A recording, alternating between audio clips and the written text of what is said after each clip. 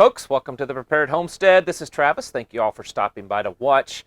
I had to come inside today because it's cold and most importantly, it's incredibly windy. Gusts of wind that just about knock you over. So I just figured we'd come in here and have us a little talk. I want to cover two different but very related subjects today. So I hope that you will stick around for the whole video to see how I tie them in together. And I think that it would be beneficial to many of you. I know some of you experts already know all this kind of stuff, and you really do, and I appreciate how wise the listeners are on this channel. But I want to talk about investments, cryptocurrencies, and actual hard assets, which would be mostly precious metals that I'm going to mention. And then we also want to talk about a bartering system, developing an economy of bartering, and I do plan on bringing those together, so if you bear with me on those. Before I get started, I want to make it very clear, I am not an expert at all when it comes to investment. This is not financial advice, this is not investing advice, anything like that. This is purely my opinion, and that's it. I actually, in the last few days, I was talking to someone privately, and I was actually kind of surprised at this, and then I realized that there's actually a lot of people that kind of think this, you know, with all the stuff that's been going on with the stock market, and then, of course, just the nature of everything that's happened over the past 12 months, a lot of people, as we've talked about, are starting to wake up and realize they need to be more prepared. And so they're prepping in different areas of their life, but there are also a lot of people are stocking up or purchasing, investing in precious metals, you know, i.e. silver and gold. And usually coins is the typical way, but there's others, and we won't go into that. My point is, though, is I was actually surprised that a lot of people don't realize that there's a difference between actually possessing the hard assets, you know, actually having physical coin versus purchasing derivatives of that. And again, this is not advice. If you're wanting to just make money off of the stock market, maybe some investment, maybe some insurance, maybe short-term, long-term, whatever, that's your business. That's basically all you're doing by buying silver and gold derivatives. And what that is, for those of you that don't know, is when you look at the stock prices of different stocks, and there's one for silver and gold, and you can get on a broker and you can purchase silver and gold. You're not actually getting the physical, tangible, you know, little coins in your hand. You're just buying shares of gold and silver. Then there's actually purchasing real gold and silver. Real gold and silver is something that you can hold in your hand and that you can use. You can, you know, to me, it's more of an insurance policy. It's not so much of an investment, because usually if I purchase gold and silver, I'm not going to turn around and sell it when the price goes up. I'm just going to hold on to it and kind of stack it away for bad times. I personally usually get junk silver, which is old pre-64 coins, mostly because they're easily recognizable as silver coins, so that at some point in the future, if things got really bad, and that's actually the only way we have to have of any kind of money transferring, people will easily identify that, oh, okay, that's an old U.S. silver coin, so it's probably real, versus some, you know, generic round that we don't really know if the inside of it is, you know, if it's solid silver or not. Anyway, so I want to make that clear on the whole silver and gold, and I guess I kind of assumed that most people realize that there's a difference. So if you are purchasing or wanting to purchase, if you're wanting silver and gold for SHTF, maybe someday you actually have to use that to purchase things, then you need to purchase physical silver. You can do it online, but man, I've heard of a lot of bad experiences. I had a buddy a few years ago that he dropped about $1,000 at a place online for silver, legitimate. I mean, it, you know, and it was insured, so he did get his money back in that aspect. But Someone did get into his package, and when it came on his doorstep, it was an empty package. They took the silver. I like to go to to coin stores and just purchase directly through them. But anyways, that's not really the topic of today's video. I really want to focus some on the cryptocurrencies, and this is where I might get a little. Well, you may not agree with me, and you may get upset, but please hear me out. I understand. I totally understand cryptocurrencies, and let's just say Bitcoin, for instance. And certainly people have made lots of money over the past few years on Bitcoin. I mean, there are Bitcoin millionaires and probably billionaires out there. And I'm not saying not to do it, but I am saying this. I actually have known about Bitcoin pretty much since it first came into existence. I had a personal friend of mine that knew the guy that developed Bitcoin. So I've seen it from the beginning. And here's the deal, and this is something even Elon Musk has said. Bitcoin is probably more fiat, or cryptocurrencies is more fiat than the cash that you have in your pocket. Even though that cash, those Federal Reserve notes, are just fake money, they're fiat money. They're actually not even. They're not money. They're not even currency. They're basically debt bonds, is all they are. But in the end, it is at least something physical that you can hold on to and use, at least until the point that everyone just stops acknowledging that it has any value. Whereas with cryptocurrencies, there's nothing there. It's just data on a computer or on a memory drive somewhere. That's all it is. There's nothing there. And while I'm not discouraging you from getting it or purchasing it, what I'm saying is that I would be cautious of putting all your eggs into that basket. And I understand the argument that it's, Bitcoin is it's on blockchain, so it's virtually impossible to hack and all that kind of stuff. That's true. But remember this, and we've seen over the last few weeks how the tech companies and stuff, do have so much control over everything that they can delete people and ban people and remove apps and your ability to purchase things and trade in the stock market and everything. The ability for them to basically make it illegal and create a situation where you can't use your cryptocurrency is very possible.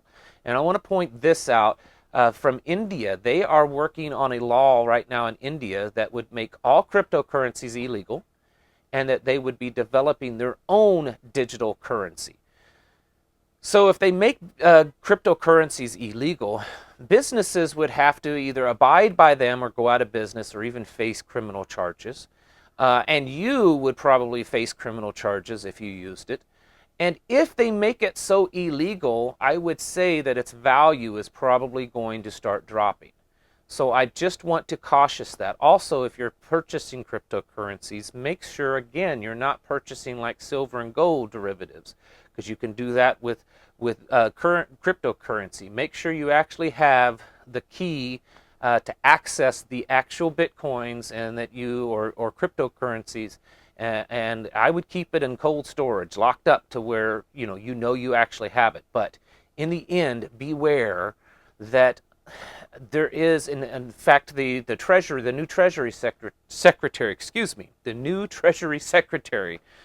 before she was sworn into office, made a statement of how dangerous cryptocurrencies are, that they contribute and fund terrorism, and she's not necessarily wrong in that. So I think that we are moving in a direction here in the United States and globally to where these cryptocurrencies are going to be banned or made extremely difficult to use them. So as a preparedness-minded person, if you want investments for other reasons, that's fine. But as a preparedness-minded person, I would caution those as a plan for when the SHTF really happens, when the markets really crash, or when the U.S. dollar value crashes. I would be cautious of that, and make sure you do your research and make sure you fully understand what you're getting into. Now let's move on to the bartering. And the reason why I'm doing these videos together, most preppers in the past, because, and I think this is just because of all these movies, these, apocalyptic kind of dystopian movies where, a great amount of the population has died because of maybe nuclear war and everyone's living in this like primitive steampunk kind of world where there's no laws, and you have these open markets every so often where people bring all their junk and they trade their junk. And so I think a lot of us kind of think of bartering for SHTF like that, and we think, well, if that's not going to happen, we probably don't need to worry about bartering. If the new digital currencies that they're trying to push take place, and if laws are made in this nation and globally to mandate those digital currencies and to completely devalue paper, promissory notes, paper fiat currency, then bartering, I suspect, will probably have a large comeback. And it doesn't have to be this dark dystopian type of thing. So I want to talk about bartering because I think that that we are heading into an era that bartering, has a big chance of making a comeback. And as a preparedness-minded person, it's a good idea to kind of start, well, preparing for that.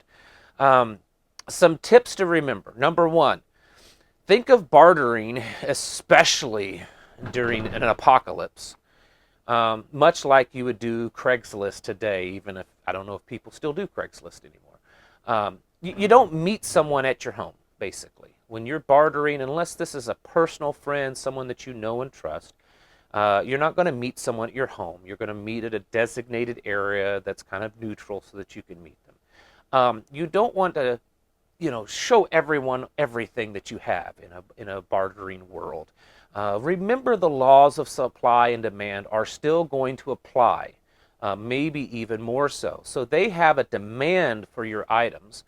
But if they see that you have a massive supply of those items, they're not going to be nearly as valuable, and they're not going to be willing to trade or to purchase them, maybe at your purchasing price. So, for instance, if you have 500 pounds of salt set aside, and someone comes to you wanting to trade for some salt, don't let them know or see that you have 500 pounds of salt, because then it won't look nearly as valuable. Bring out a little baggie like this of some salt and say, what would you trade this salt for? Smaller quantities is what you want to focus on. I suspect that there would be eventual bartering markets, much like what we see farmers markets today, or flea markets, or swap meets. And also remember those flea markets and swap meets and farmers markets, that if you've ever been to those, and everyone has maybe their own booth or table, not every person isn't selling everything. One person may be focusing on, lettuce greens, and another person may be selling lots of potatoes, and another one selling dairy, and this guy over here selling tools, and this guy over here selling records. And the point is, when you're stocking up on bartering things, you don't have to have everything that's possible to use for bartering. Pick a few items, and that would be your focus. These are the items that you're going to focus on to purchase and to set aside, and have kind of be known in the bartering world as this is the guy to go to get these items. I would look into maybe third world countries that still have a vibrant black market, bartering market. There's documentaries made in some of these second and third world countries that still have a lot of these markets, and just kind of see how they are. Also, maybe do some research into the homeless community and see what is important for them in bartering, because that may end up being important for everyone else. So there's just some tips on bartering.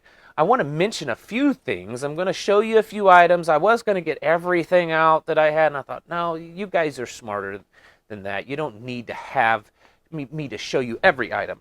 One that gets mentioned a lot is ammunition.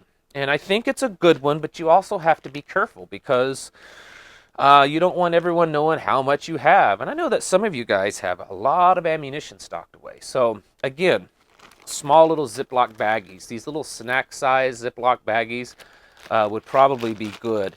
You know, something like this. This is enough 9mm for your average magazine for a pistol. And so that way someone would have that. You could even break it down even further, maybe only 4 or 5 rounds, depending on the demand that's out there. If 9mm in a bartering world becomes extremely valuable, maybe you're only going to barter just a few rounds at a time.